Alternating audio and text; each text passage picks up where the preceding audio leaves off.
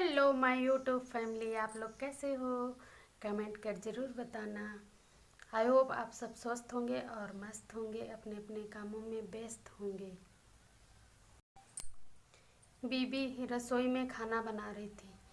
पति विवेक ने आवाज़ दिया, सरिता आज माँ आ रही है। तभी बीबी माथे में सिलवटें भरते हुए बोली, तुम्हारी माँ है, मर्जी हो लाओ ना लाओ। तभी विवेक ने गुस्से से कहा, सरिता ये कौन सी बात है? तुम्हारी माँ मेरी माँ क्या तुम्हारी कुछ नहीं लगती? विवेक ने टेबल से चाबी उठाते हुए बोला, सरिता पिछली बार जैसा कुछ नहीं होना चाहिए। माँ 4 साल के बाद हमारे पास आ रही हैं। तभी बीबी ने बोला, पिछली बार जैसा क्या? तभी विवेक बोला, पिछली बार माँ के पास कोई नहीं बैठता था। माँ घर में रहती थी, अपने आप ही खाना बनाती थी, उनके पास कोई समय नहीं बिताता था। मैं चाहता हूँ इस बार तुम सब उनके साथ समय बिताओ और उन्हें भी अच्छा लगेगा, हमें भी अच्छा लगेगा। सरिता बड़बड़ाते हुए बोली, तुम्हें तो अपनी माँ की कमियाँ दिखती नहीं हैं, तुम्हें तो सारी खोट मुझ में ही दिखती है। तुम्हारे परिवार के सभी लोग सही होते हैं, गलत तो मैं ही हूँ। मैं इस दुनिया की सबसे बेकार बहू हूँ, बेकार पत्नी हूँ, बेकार माँ हूँ। सिर्फ तुम्हारे घर वाले ही तुम्हारे लिए अच्छे हैं, बाकी हम तो बेकार ही हैं। तभी विवेक ने बोला, बेकार की बातें सरिता मत करो। मैं सिर्फ इतना कहना चाहता हूँ कि माँ को इस बार कोई तकलीफ़ नहीं होनी चाहिए। कुछ दिनों के लिए ही तो माँ घर में आती हैं। सरिता गुस्से से बोली, ठीक है स्वामी जी, इस बार मैं तुम्हारी माँ की सेवा करूँगी और कोई काम नहीं करूँगी, बच्चों की भी छुट्टी करवा लूँगी। जितने भी हमारे घर के काम होते हैं वो कोई और करेगा, हम तो सिर्फ तुम्हारी माँ को ही लेकर बैठेंगे, क्योंकि तुम्हारी माँ को और तुम्हारे परिवार वालों को कोई शिकायत ना होनी चाहिए हमसे, तुम्हें भी कोई कह ना पाए। विवेक बोला, अरे मैं जो समझाना चाहता हूँ वो तुम समझना ही नहीं चाहती हो।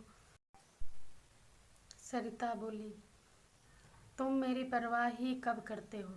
मैं और मेरे बच्चे जाएं भाड़ में।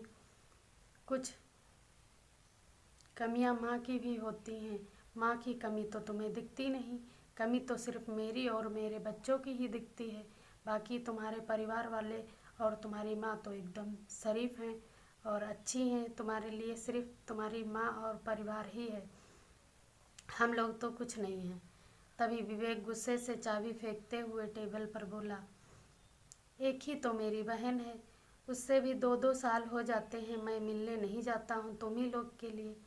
माँ भी बाबू जी के जाने के बाद गांव में ही रहती हैं, तुम ही लोगों की सुख शांति की वजह से मैं माँ को भी यहाँ नहीं ला पाया। बड़े भाई की मृत्यु के बाद उनके बच्चों को भी नहीं देखने जा पाया, ना तो उनके लिए कुछ मैं कर पाया।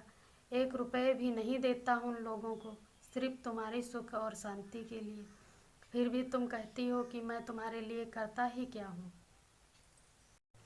तुम जिस माँ और बाप के लिए मुझे इतने ताने सुनाती हो ना, उसी माँ और बाप ने मुझे पैदा किया और इतना बड़ा किया, पढ़ाया लिखाया, इतना खर्च करने के बाद उनने मुझे इस काबिल बनाया कि मैं तुम लोगों का अच्छे से भरण पोषण कर पा रहा हूँ। तुम कहती हो कि मैं उनके लिए करता हूँ, मैंने उनके लिए क्या किया है? बाबूजी नहीं रहे, उनके बाद माँ तो गांव में ही रहती है, कभी कदार तो यहाँ आती हैं। तुम कहती हो मैं अपने परिवार के लिए ही कहता हूँ, अपने परिवार वालों की ही सुनता हूँ। जैसे लग रहा है तुम लोगों के लिए मैं कुछ करता ही नहीं हूँ, विवेक गुस्से से बोला। तभी सरिता बोली तभी सरिता गुस्से से बोली, हाँ हाँ आज तुम बोलो, मैं सुनना चाहती हूँ, मेरे लिए तुम्हारे मन में क्या भड़ास भरी है? तभी विवेक ने कहा, माँ जब भी यहाँ आती है तुम अछूतों जैसा व्यवहार करती हो माँ के साथ। माँ अपने आप से ही खाना बनाती हैं अपने लिए, खाने के साथ में उन्हें पानी भी चाहिए होता है, दवा भी चाहिए होती, तुमने कभी उठाकर उन्हें नहीं दी। मैंने कभी क्या देखा नहीं है? सब कुछ देखकर भी चुप रहता हूँ, सिर्फ घर की शांति के लिए ही तो। धिक्कार है मेरी जिंदगी पर, मैं अपने माँ बाप के लायक बेटा नहीं बन सका। मुझे जब बचपन में रात में खाना खाने की आदत थी, ऐसा कोई दिन नहीं हुआ जिस दिन मुझे रात में खाना ना मिला हो। और माँ हर समय जगा ही करती थी। जैसे ही मैं किचन में घुसता था, वैसे ही माँ उठकर पीछे से पहुँच जाती थी। बेटा तुझे क्या चाहिए?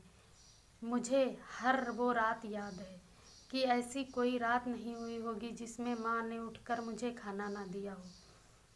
धिक्कार है मुझे मेरे जैसी औलाद पर। मैंने उनके लिए क्या किया ही है? कुछ नहीं किया।